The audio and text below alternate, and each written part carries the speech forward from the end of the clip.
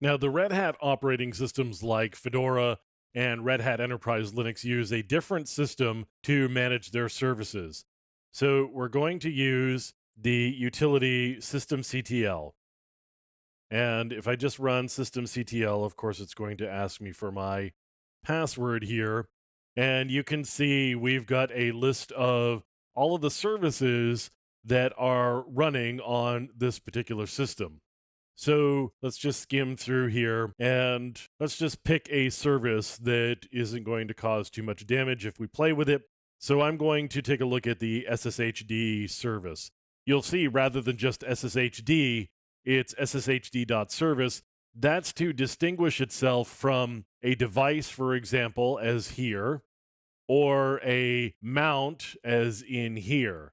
So servicectl manages all of those. And again, we're going to be playing around with sshd.service.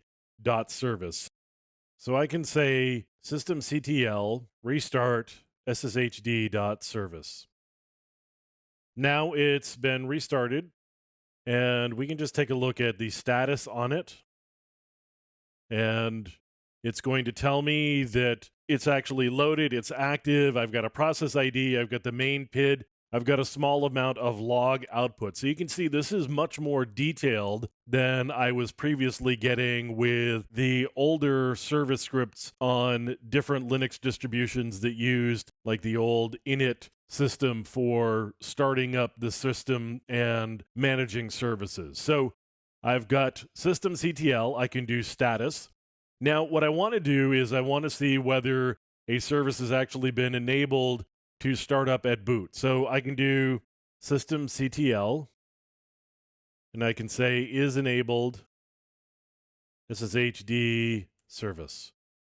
You can see that it is enabled, and I could actually disable it if I wanted to, saying disable sshd.service. So it's removing the entry that's going to start the service up in order to turn it back on. I can enable it. And now we've created a symlink here to actually start it back up. So I can enable, I can stop, I can start. We can just take a look at stopping the service here. We did a restart. If I were to stop it at this point and then I do a status, it should tell me that it's actually stopped. And sure enough, it says it's been loaded, but it's inactive. You can see here, it says it's inactive. I do get some log output as I did previously, and it does say stopping the server daemon and then that it's actually stopped. So systemctl does all of the stuff that we were able to do previously with the init scripts, as well as quite a bit more, and it does take into account more than simply the services that are on the system. It also handles devices and the drivers associated with it. And it's a pretty powerful tool to be able to use. We can do a lot of querying of the services and manage them using the systemctl utility.